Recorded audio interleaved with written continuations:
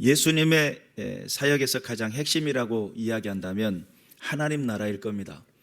예수님이 오셔가지고 십자가에 죽으신 것도 결국은 우리를 하나님 나라에 들어가게 하기 위함이었고, 예수님께서 많은 기적과 이적을 보여주신 것도 하나님 나라가 존재하고 있음을, 또 하나님이 살아계심을 나타내고 증명하는 것이었습니다.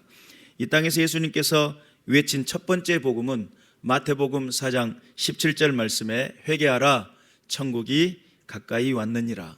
그래서 하나님 나라가 가까이 왔음으로 인해 가지고 이 세상에 새로운 새 역사가 이루어지고 있다라고 하는 것을 보여준 사건인데, 예수님 오셔가지고 하셨던 일들 중에 먼저는 예수님께서 하셨던 아주 중요한 핵심적인 것이 뭐냐면 하나님 나라에 대한 말씀을 많은 백성들에게 알려주셨는데, 하나님 나라에 대한 정보, 또 잘못된 지식들을 수정해 주시고 잘못 알고 있었던 그 율법들을 고쳐주시기도 하고, 또 성전의 여러 가지 많은 부분들, 성전에서 이루어지고 있는 그런 모든 것들을 새롭게 갱신시켜 주시고, 그래서 또는 비유를 통해 가지고 하나님 나라에 대한 이야기들을 끊임없이 해 주셨던 그것이 곧 하나님 나라에 대한 정보를 가르쳐 주시는 것이 우선이었고, 그 다음에 예수님 사역 중에 빼놓을 수 없는 사역, 한 3분의 2라고 이야기할 정도로 엄청난 많은 사역을 하셨던 것이 뭐냐면 병 고치는 사역이었습니다. 병 고치고 그 다음에 귀신을 쫓아내는, 귀신을 몰아내는 일을 그렇게 하시게 되는데, 악한 영 어둠의 권세가 더 이상 주장하지 못하도록 그런 일들을 예수님의 사역을 통해서 보여주십니다. 그리고 또한 연약한 것은 고치시고 부족한 것은 채우신다라는 그런 개념에서 예수 그리스도는 끊임없이 이 땅의 하나님 나라의 도래에 대한 이야기를 계속적으로 해가고 있죠. 그래서 하나님 나라에 가는 길에는 원칙이 분명합니다. 그 원칙이 분명한데 그 분명함이 너무나 명확하기 때문에 어떤 조금 수정해서 또는 변칙적으로 결단코 이루어질 수 없는 것이고, 하나님께서 얼마만큼 그 하나님 나라에 대한 원칙이 분명하셨는지를 보여준 사건이 뭐냐면 예수 그리스도의 십자가 사건. 창조주의 하나님이에요. 하나님은 창조주의 하나님이고 불가능이 없으시는 전지전능하신 하나님께서 왜 그토록 죽음이라는 것을 또 선택을 했어야만 했느냐라고 하는 그런 측면에서 하나님께서는 다른 방법이 아닌 하나님의 방법이 있고 하나님 나라에 들어갈 수 있는 분명한 규칙이 있다. 이 규칙을 무시하고서는 하나님 나라에 들어갈 수도 없고 하나님의 그 은혜 가운데서의 삶을 선택할 수도 없다. 그래서 하나님의 나라는 분명한 원칙이 있고 변동되지 않는, 그래서 다른 이름으로서는 구원을 얻을 만한 이름을 우리에게 주신 적이 없다라고 사도행전 4장에서는 분명히 이야기하고 있죠. 그래서 우리가 한번 생각해 볼 부분이 있는데 어떤 것을 생각해 봐야 되냐면, 인간의 부패성은 도대체 얼마나 클까? 인간의 부패성은 어느 정도 사이즈일까? 뭐 이런 측면에서 한번 생각해 볼 필요가 있어요. 악성, 독성, 인간성, 죄악성, 이런 것들이 삶에 자리 잡고 있고, 이것을 이제 원죄라고 표현하는데 죄의 가능성이라고 볼 수 있죠. 그래서 사람들에게 이 고질적인 사망의 습관이 있어요. 사람들이 가지고 있는 죄의 습관이 있는데, 정말 하나님 앞에 열심히 있고 하나님의 뜻대로 산다라고 하는 사람들이 잘 살다가도 어느 상황에 딱 맞아 떨어지면 죄의 습성으로 넘어가게 되더라고요. 하나님 앞에 거룩하다라고 하는 사람들도, 하나님의 뜻을 붙들어 산다는 사람들도 어느 순간 자기도 모르게 그런 상황들이 딱 맞아 떨어지면 하나님과 대적하는, 하나님의 뜻을 거스리는, 하나님의 뜻과는 전혀 상관없는 그런 죄의 습관, 부패성이 생겨나더라는 거죠. 그래서 이 인간의 이 부패성은 창세기 6장 5절 이하에 보니까 여호와께서 사람의 죄악이 세상에 가득함과 그의 마음으로 생각하는 모든 계획이 항상 악할 뿐임을 보시고 땅 위에 사람 지으셨음을 한탄하사 마음에 근심하시고 이르시되 내가 창조한 사람을 내가 지면에서 쓸어버리되 사람으로부터 가축과 기는 것과 공중의 새까지 그리하리니 이는 내가 그것들을 지었음을 한탄함이니라 하시니라. 사람들이 점점 왕성해지고 많아지다 보니까 죄악이 세상에 가득했고 그의 마음의 생각의 모든 계획들이 어땠다는 거예요? 악했다는 거예요. 생각 자체, 계획 자체가 악했다는 거예요. 사람들에게는 이 부패성이 끊임없이 그렇게 차고 넘쳤기 때문에 첫 번째 심판, 물심판 때 홍수라고 하는 노아의 홍수 사건을 통해 가지고 인류를 한번 전체적으로 청소를 하시잖아요. 그때에 하나님께서 그들을 심판하시기로 작정했었던 그 핵심적인 논리가 생각, 마음의 생각까지도 계획까지도 악했다는 거예요.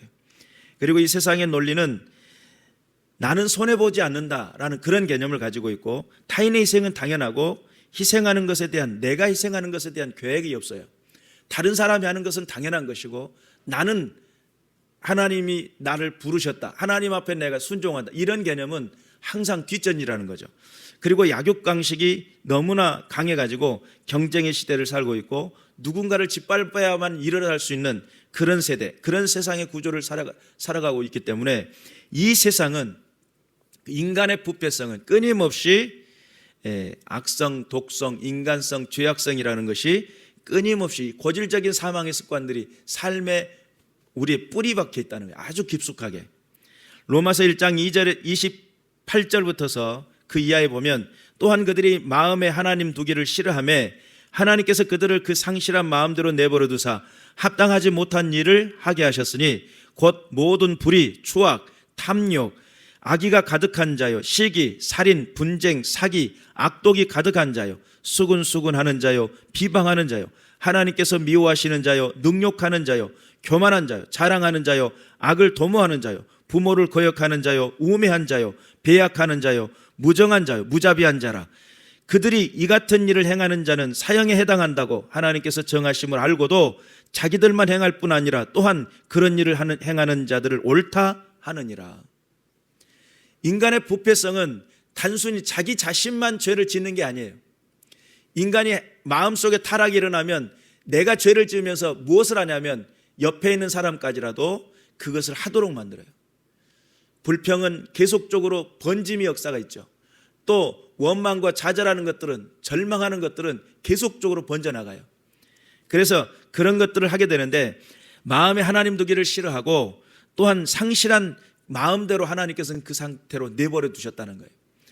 하나님께서는 왜 사람들을 상실한 마음대로 내버려 뒀느냐라고 할 때 하나님께서는 우리 인간들을 바라보시면서 하나님 앞에 올바른 삶의 형태로 정말 자원하는 마음으로 하나님이 기뻐하시는 그 모습대로 나가는 것을 하나님께서는 기다리고 원하고 계시는데 스스로 내 마음 속에 하나님 두는 것을 싫어해가지고 생겨나는 모든 불의, 추악, 탐욕, 악의가 가득한 것, 악한 의도가 있는 거죠. 또한 시기, 살인, 분쟁, 사기, 악독이 가득하다는 거예요. 결국은 오늘 여기서 읽었던 본문에 하나님께서 미워하시는 자라고 하는 이 말씀은 하나님을 증오하는 자고 불경건한 사람을 말하고 능욕하는 자, 비난하는 자고 해를 끼치는 사람을 말하고 교만한 사람은 건방진이라는 뜻을 가지고 있어요. 건방진 태도를 가지고 있는 사람을 말하며 자랑하는 자, 허풍 떠는 자를 말하죠. 그리고 또한 이런 것들이 결국은 삶의 관계 속에서 나타나는데 부모를 거역하게 되고 우매하고 배약하는 자가 되고 무정하고 무자비한 자가 돼요. 그러니까 무정하다라는 것은 말 그대로 정이 없는 것이죠. 무자비한 것은 말 그대로 무자비한 거예요. 그러다 보니까 이런 세대 속에 자기 이기주의 속에 빠져들게 되고 자기 중심적인 생각과 사고 속에 갇혀있는 사람들. 그러다 보니 그 모든 것들이 하나님께서 싫어하시는 인간의 부패성이라고 하는 그런 측면에서 우리는 생각해 볼 필요가 있습니다. 이 모든 일들 결국 하나님의 아들 예수 그리스도가 십자가에 죽게 만들게 되는 결과를 가져오게 됩니다. 우리는 하나님의 원수가 됩니다. 왜냐하면 독생자 아들을 죽게 했으니까. 하나님 앞에 원수임에도 불구하고 하나님 우리를 어떻게 하신다고 그랬어요? 사랑하신다고. 할렐루야죠. 그래서 우리를 하나님의 자녀 삼아주시고 거룩한 하나님의 나라의 백성 되게 하신 은혜 안에서 사는 우리는 어떠한 삶으로 하나님께 갚아드리는 것이 나을까라는 그런 측면입니다. 우리가 하나님 앞에서 인간의 부패성을 생각해 보면 끊임없이 배반을 밥 먹듯이 할 수밖에 없는 우리 인생들인데, 그럼에도 불구하고 그런 불안 요소를 다 가지고 있음에도 불구하고 하나님은 우리를 사랑하시고 하나님 우리와 함께하기를 원하시고 하나님 우리와 교제하기를 원하신다. 생각을 해보세요.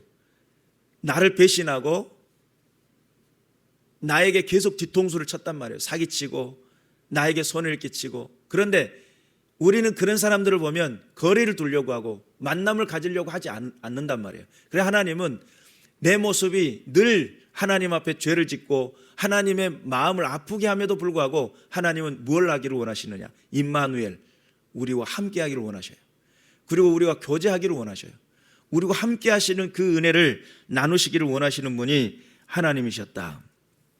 예수님께서 이 땅에 오셔가지고 보여주신 많은 능력들, 그런 엄청난 큰 능력들, 봉사가 눈을 뜨고 안전뱅이가 일어서고 문둥병자가 고침을 받고 죽은 자가 살아나고, 또한 기적과 역사가 일어나며 풍랑과 바람이 잔잔해지고, 또한 무리를 걸으며 하나님의 놀라운 크고 위대한 능력들을 보여주셨는데, 그것보다 더 큰 능력은 무엇이었을까라고 할 때 높고 높은 보좌를 버리시고 낮고 낮은 종의 형상을 입으시며 이 땅에 오셔가지고 엄청난 놀라운 일이죠. 저와 여러분을 위해서 화목 제물이 되어주시고 십자가에 죽어주심으로 우리의 모든 것을 죄악 가운데서 구원하시고자 작정하셨던 분이 예수 그리스도. 하나님은 그것을 사랑이라고 표현합니다. 여러분, 우리가 하나님께서 이 땅에 종의 형상을 입고 오셔가지고 사람이 되시는 거, 아니 창조주의 하나님께서 세상을 만드신, 온 세상을 만드신 그 창조주 하나님께서 왜 종의 형상, 자기가 직접 만든 피조물의 형상을 입고 이 땅에 오셔가지고 당신의 모든 것을 내어주시면서 우리를 사랑하신다라고 고백하냐 이 말이죠. 그러면 어떤 측면에서 가장 큰 능력은 뭐겠어요? 종의 형상을 입고 십자가에서 죽으신 사건이죠. 왜냐하면 창조주에게는 이 땅에 뭐 물이 갈라지고 무리를 걷고 아무것도 의미가 없어요. 왜냐하면 일상이시니까. 그런데 정말 할 수 없었던, 누구도 상상할 수 없었던 그런 일들을 예수님은 행하시고, 그리고 또한 우리에게 다가오셔서 놀라운 일들을 보여주시죠. 성령의 능력을 통해서 가장 섬세하게 이루시기를 원하시는 것은 어떤 것일까? 성령께서 우리의 삶에 다가오셔가지고 수없는 많은 기적과 이적을 보여주시는 것도 중요한 것이겠지만, 여러분, 기적과 이적은 한순간이에요. 그렇죠? 안전병에 일어서는 거 하나님이 하시면 정말 그 한순간에 일어설 수 있습니다. 봉사가 눈을 뜨는 거 한순간이에요.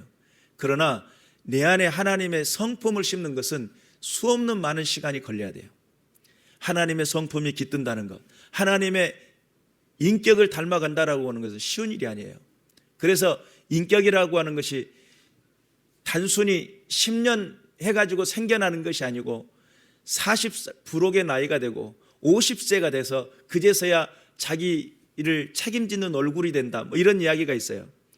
우리가 한 번쯤은 생각해 볼 것이, 정말 성품과 인격이라고 하는 측면에서 성령은 우리에게 끊임없이 많은 능력과 기적의 현장으로 우리를 이끄시면서 무엇을 하시기를 원하시느냐라고 했을 때, 하나님의 성품을 닮은, 하나님의 성품을 내 안에 두기를 원하시는 분이 성령 하나님이시다.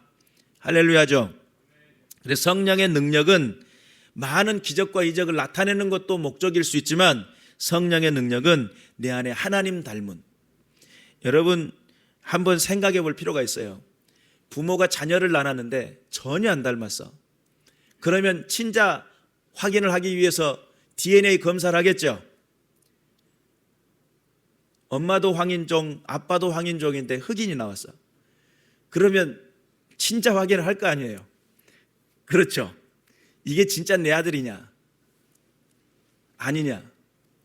갑자기 백인이 나왔어. 그 문제가 심각한 거예요. 눈도 까맣고 머리도 까만데 아이가 눈동자가 파래요. 그러면 이것이 내 아들이냐 아니냐를 판단하기 위해서 DNA 검사를 할 거 아닙니까?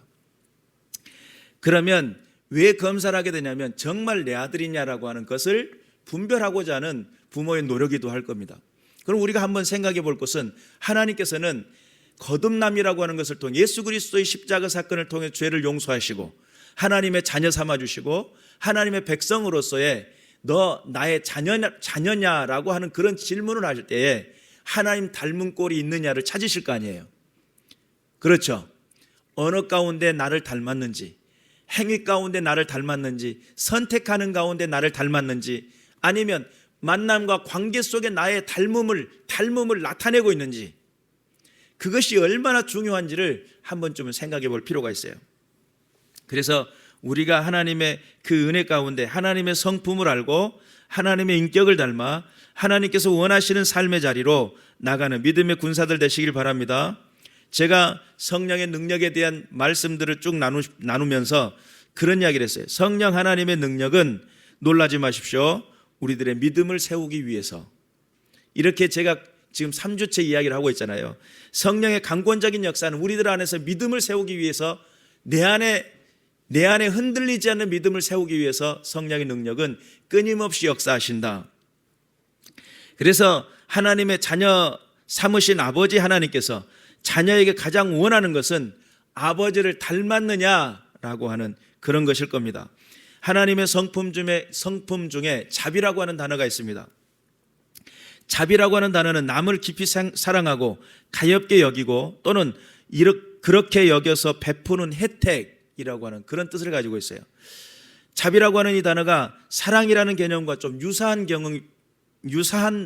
어떤 그런 부분이 있어요. 그래서 사랑인지 자비인지 헷갈릴 때가 좀 있는데, 사랑이라는 개념이 아가페의 사랑은 전체적인 포괄적인 개념을 가지고 있다고 한다면, 자비는 사랑을 통해 주는 놀라운 은혜를 각각 형편에 따라 각각 사정에 따라 나누어지는 혜택, 이것을 성경적으로 표현하면 나누어지는 은혜라고 그렇게 표현할 수 있겠죠. 그래서 여기에 자비가 가지고 있어야 될 핵심적인 논리가 뭐냐면 긍휼의 마음입니다. 그 사정과 형편을 따라 깊이 가엾게 여기고 불쌍히 여기는 마음에 긍휼한 마음을 함께 품고 있는 것이 자비이고, 이 자비의 마음은 곧 저와 여러분이 하나님 안에서 자녀가 될 수 있는 비결이기도 했어요. 하나님의 자녀가 될 수 있는 비결이 뭐냐? 하나님의 자비하심 때문이에요. 하나님 우리를 희생하셨어요. 하나님 앞에서 하나님께서 우리에게 하나님께 나아갈 수 있는 길이 되시기 위해 예수님이 땅에 오셔서 희생하셨어요. 그 희생이 모든 사람들에게 적용이 될 수 있도록 허락하신 것이 자비의 마음이에요.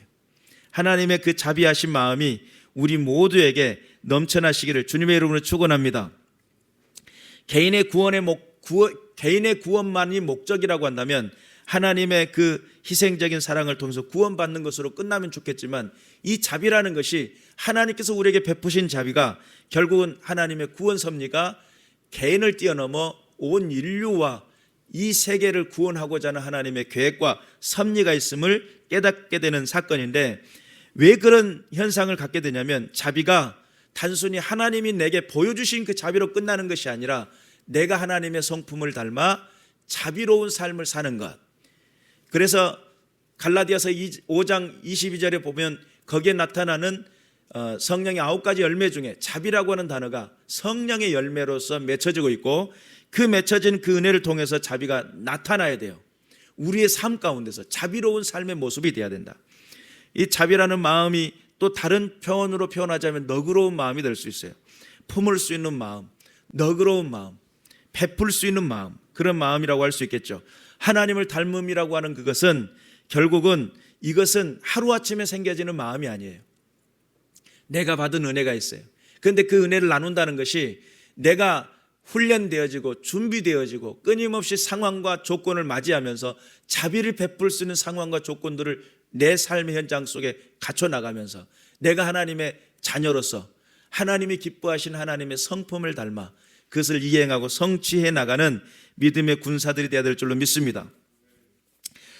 마태복음 25장에는 지극히 작은 자에게 한 것이 곧 나에게 한 것이라고 말씀하셨습니다. 거기서 나타나는 지극히 작은 자에게 베풀었던 그 모습이 자비의 모습이에요. 그리고 또한 기적은 한순간에 일어날 수 있지만 하나님의 성품은 수많은 시간을 통해서 이루어지고 성취되어지고 만들어지게 된다. 값진 진주는 처음에는 모래와 같은 작은 알갱이로 시작하지만 끊임없이 그것을 품고 하다 보니까 진주의 크기가 점점 달라져서 하나의 값진 진주의 모습으로 바꿔지는 것처럼 하나님 앞에서의 이 성품이라고 하는 것은 성령의 인도하심을 따라, 성령의 만져주심을 따라, 성령이 쏟아붓는 아주 섬세하고도 아주 강력한 능력을 통해서 우리 안에 생성되는 하나님의 성품, 하나님을 닮아가는 그런 자비와 그런 삶의 모습으로 우리를 이끌고 계신다는 사실을 믿으시기를 주님의 이름으로 축원합니다. 창세기 우리가 6장 5절 이하에 읽었던 죄악이 세상에 가득함과 그의 마음으로 생각하는 모든 계획이 항상 악할 뿐임을 보시고 라고 했던 그 첫 번째 노아의 홍수 심판을 통해 가지고 보여줬던 늘 악한 세대, 복음의 가치를 전혀 모르는 그런 세대 속에 하나님의 복음의 가치를 전해야 될 사명을 가진 사람들이 누구냐라고 했을 때 하나님의 그 성품을 가진 사람, 하나님이 기뻐하시는 그 은혜를 가지고 많은 사람들에게 동일하게 하나님의 은혜를 나타내고 영광을 드러내는 믿음의 군사들, 이런 사람들을 통해서 하나님은 일하시고 하나님은 역사하신다는 사실을 믿으시기를 주님의 이름으로 축원합니다.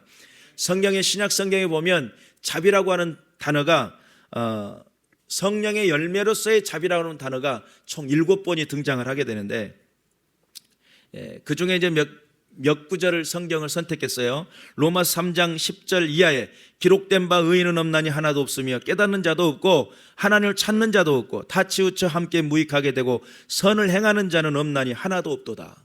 여기서 선이라고 하는 단어가 자비라고 하는 단어가 같은 개념으로 쓰였어요. 그래서 여기에서 해석하기를 선이라고 해석을 했지만 실질적으로는 자비라고 해석을 하면 맞습니다. 그래서 다 치우쳐 함께 무익하게 되고 자비를 베푸는 사람이 없다는 거예요.